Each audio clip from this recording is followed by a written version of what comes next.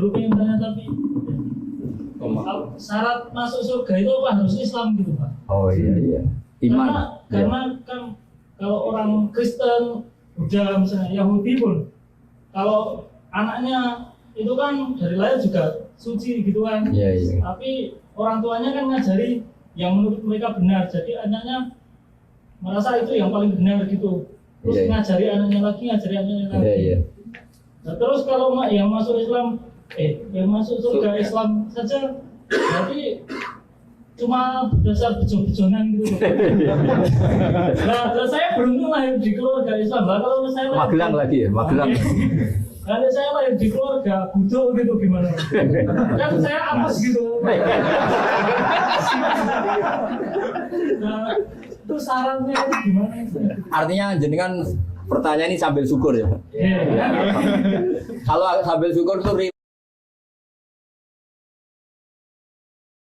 jadi gak marah-marah tanya.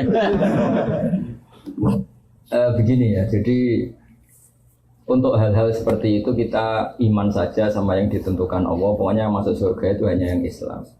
Kemudian kita tidak usah nyoal detail-detailnya. Misalnya nyoal detail-detailnya itu lalu bagaimana orang yang ditakdir lahir di keluarga Kristen kemudian diajarin Kristen. Karena hakikat kita ini tidak pernah tahu. Yang kita ketahui dari kenyataan itu tidak ada 1%. Ya Mas Arifin Saulang, yang kita tahu dari kenyataan itu tidak sampai 1%. Bisa saja orang lahir di negara Islam, di keluarga Islam, gara-gara miskin, gara-gara terlantar, malah sama Islam denda. Ada yang lahir dari Kristen juga gara-gara trauma sama agamanya, kemudian menjadi Islam. Hanya anaknya orang Islam pasti Islam itu kan mainstream, anaknya Kristen pasti Kristen juga mainstream, umumnya saja. Tapi kan kita sebenarnya nggak pernah tahu. Nah dari tidak pernah tahu itu diharapkan manusia semua itu runduk sama Allah, tawaduk. Pada akhirnya semua itu wallahu a'lam. Tapi hukum formal, hukum syariat yang kita yakini adalah yang masuk surganya yang Islam. Kenapa demikian? Karena secara lahir kan gini. Misalnya ini begini. Presiden Indonesia itu siapa, Mas Arifin? Enggak, ini logika yang supaya bisa Anda terima. Presiden Indonesia sekarang Pak Jokowi.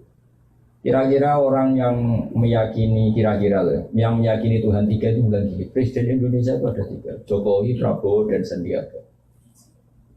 Orang yang seperti itu layak nggak dianggap sebagai warga negara yang baik?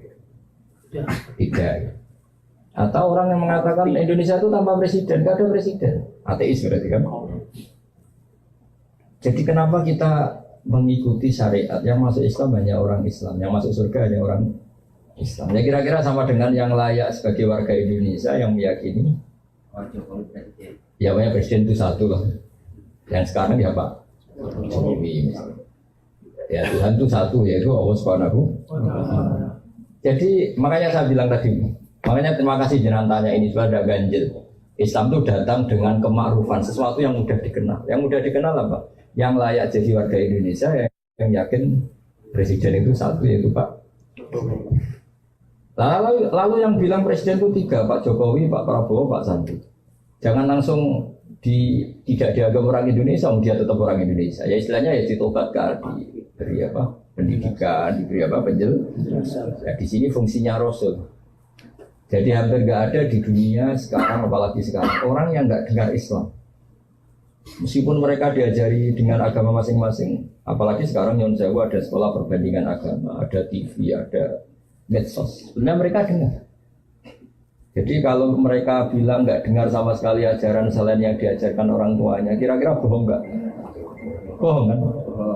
Jadi gitu aja Mas Arifin ya, jenengan harus yakin bahwa yang berhak masuk surga hanya orang Islam. Yang lain-lain detail-detailnya semua kita tidak pernah tahu. Tapi kita punya logikanya.